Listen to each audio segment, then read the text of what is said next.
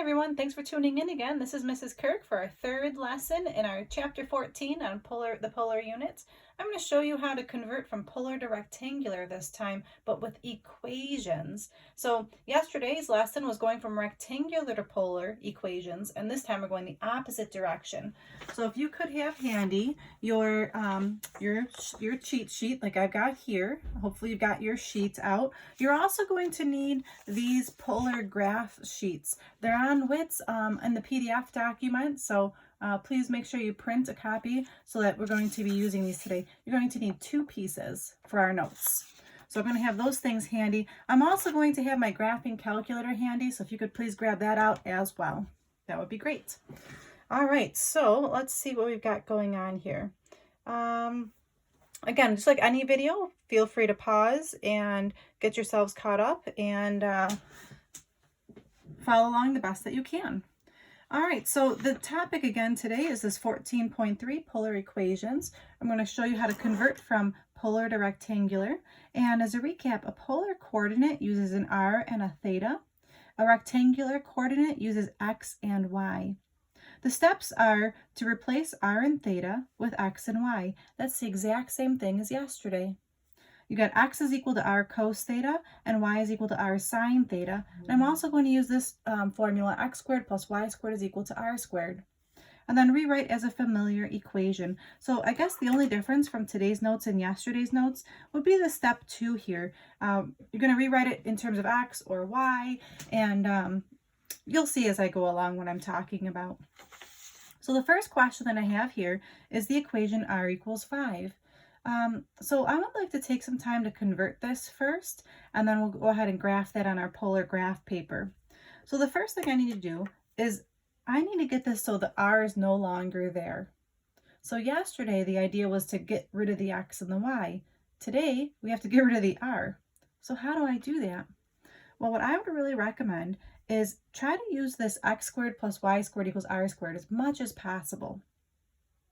So I'm going to look at this and I'm going to say to myself, how do I get this so it has maybe an r squared in it?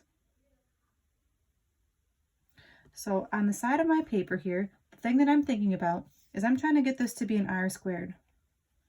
Try to get r squared. So how could I get this to be an r squared?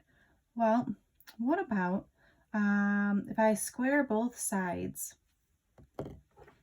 So I've put a parentheses squared on the left-hand side and a parentheses squared on the right-hand side. Let's see what that will end up leaving us with.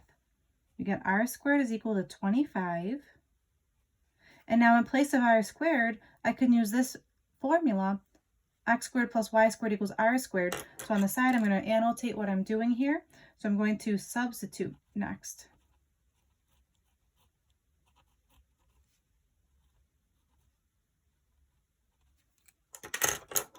So instead of r squared, I'm going to use that x squared plus y squared equals 25. Now if I look at what I've got left over here, I've gotten rid of the r. I only have x and y left over. And does this look like a familiar equation? To me it does. Can you identify what this is a graph of? So pause the video and see what you think. I'm going to keep on going. This is going to be the graph of a circle, and the center is at 0, 0, and the radius is 5. All right, so I'm going to take a minute and grab my graphing calculator, and I'm going to try to graph this and see if that truly is the case. So go to my y equals. I still have it in polar mode from yesterday. So let's see. I had r equals 5 was my original question, so I'm clearing this out. R equals 5. How do I look at the graph again? I'm doing a zoom 6. Zoom 6. Ooh, yikes, that does not look like a circle. What was the trick yesterday again? If it's going to be a curve, there was something we needed to do. Ah, yes, a zoom 0. Oh no, it still doesn't look like a circle. So try your zoom 5, and there's my circle graph. The center is at 0, 0, and the radius does look like 5. I'm just going to write those couple of steps down for myself so I can try to remember those in the future. So again, you want to make sure you're in polar mode. So using that mode button and making sure you're highlighting polar. What else do we need? When we're doing the graph, we're using a zoom 6. And then we're going to use a zoom 0. Followed by a zoom 5. So we got zoom 6, zoom 0, zoom 5. And now, again, this is what our graph looks like. And on your polar graph paper for your homework tonight, this is what I would like you to do. So I've got my polar graph paper here, and I'm just going to go ahead and draw this as a circle. The center is at 0, 0, and the radius is 5. So here's my center at 0, 0. And if the radius is 5, that just means I'm going out 5 rings. So this would be a circle of radius 1. This would be a circle of radius 2, 3, 4, 5. Here's my circle out here with the radius of 5. And you don't need to use a compass or anything for this. I just want to make sure that you're able to graph these. I printed my graph paper in grayscale mode and on my printer just to make it look a little bit lighter. Now, if you don't have a printer at home, you're just going to make a set of axes and just draw a circle that's 5 units wide. All right, so that's the first question. And all you have to do for the labeling is just write down r equals 6 someplace in the picture of this circle. So this circle is my graph. I'm just shading it in so you can see where it is a little bit. So it's this circle is the graph, r equals 6. Oops, why did I do r equals 6? The question said r equals 5. It's a good thing I used pencil for this. All right, that's my first question. I only have 3 questions today. So my second question, I'm going to slide this in. If you needed to pause the video, I hope you go back and pause it.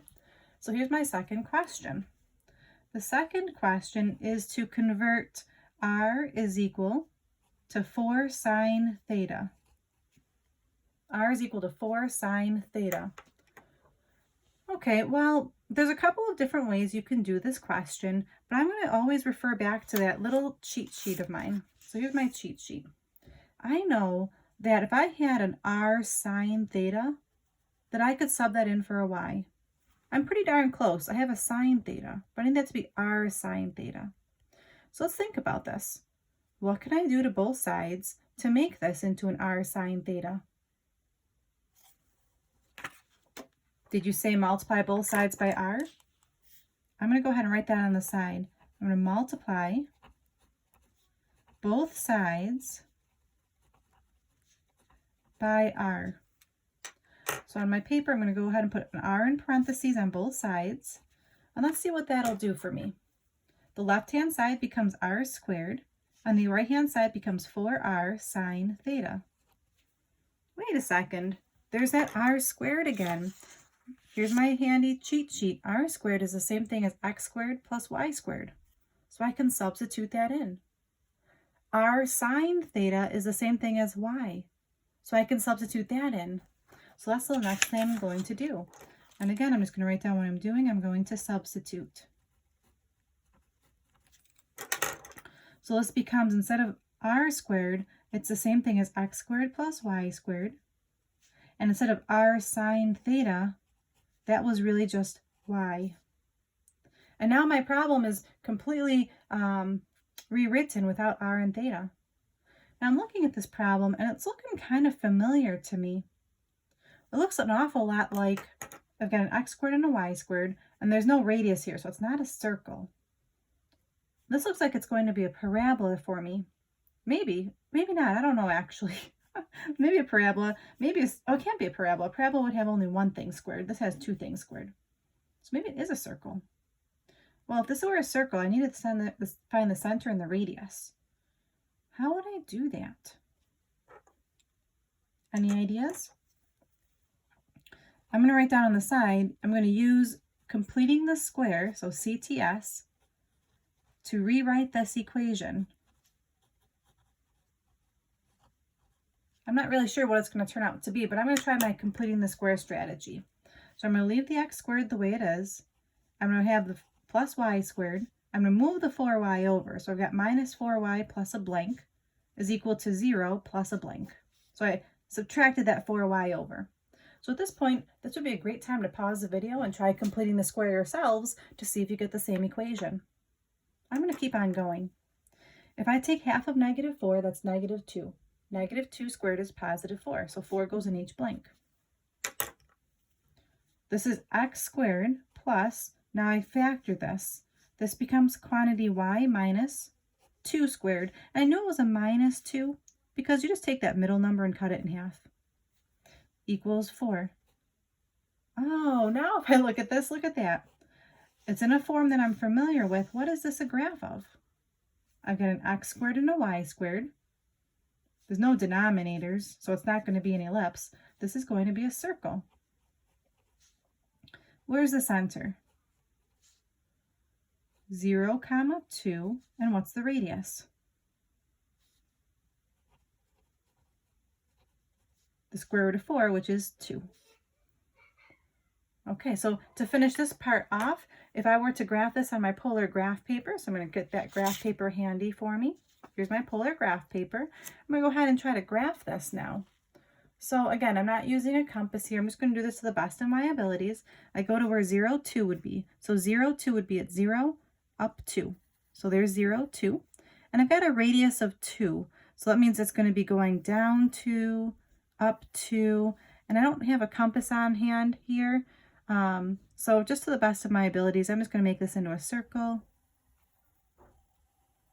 So not the best circle in the world, but you can see it's definitely a circle at 0, 2 and a radius of 2. All right, that's my question number 2. Again, pause the video if you need to get yourselves caught up, but I'm going to go on to question number 3. So here's the last question for today's notes. The last question is theta is equal to pi over 6. Wow, that's kind of strange here. What on earth do I do in this kind of situation? Well, if you have just theta only in the question, because it's only theta, I have to use that tangent idea. There is tan theta is equal to, and if I look back at my handy note sheet, I had written this down over here from the very first day of notes. Tan theta is y over x. Tan theta is y over x. So let me think about this. If I'm going to use that, I'm going to start out by saying tan theta is equal to y over x. Now, theta in this question is the number pi over 6. So this is really saying the tangent of pi over 6 is equal to y over x. Do I know the tangent of pi over 6? I sure do. If I look at my handy sheets here, the tangent of pi over 6 is radical 3 over 3. So this becomes radical 3 over 3 is equal to y over x. And really the only thing I would suggest from here, because there's nothing squared, so it's not going to be a circle, is maybe just do some cross multiplying. So I've got 3y is equal to the square root of 3x. And then maybe solve this for y. To finish this off, I would divide both sides by 3 to get y by itself. So I'm left with y equals the square root of 3 over 3x. So what is that really the equation of? What do you think? Did you say it's just a diagonal line? What's the slope? Radical 3 over 3. Now, I asked you only to get 2 pieces of polar graph paper today, so I'm going to do my second graph right on this polar graph paper just to show you how it would look. So what you would do is, because it says theta equals pi over 6, you would go on your polar graph and you would find where pi over 6 is located. Do you see where pi over 6 is located? Let's see. Pi over 6 is right here. See, on the outside edge it says pi over 6, pi over 3, and so on. There's pi over 6 right here. So what you're going to do is take your straight edge and line it up right at pi over 6 and make it go through the pole. The pole is kind of like the origin of a polar grid. And then draw with your straight edge your angle at pi over 6. Mine was a little bit off. You can see it kind of didn't follow the line there a little bit, but that's okay. So this would be the graph theta equals pi over 6. And if I were to look at this graph, does it look like it's a diagonal line with a slope of radical 3/3? It could be. It has a positive slope. All right, everybody, thank you for tuning in today. I really appreciate it. I'm so proud of you. You're working so hard. Keep up the great work. And your homework today, we've got some book work here. We're looking at page 600, questions 15 to 25 odd, and you're going to want to convert and graph each on a polar grid. Again, the polar grids are on widths, so you can print that out. And then I also forgot to write down what page the answers are on in case you are using your textbook to look at this. So let me see here. If I look at my notes here, this is going to be on page AN-70. So let's write down on here. If you look at page AN-70, you can see what all the graphs are supposed to look like, and you can check your homework that way. All right, thank you so much, everybody. This is Mrs. Kirk saying stay safe, and until next time, bye-bye.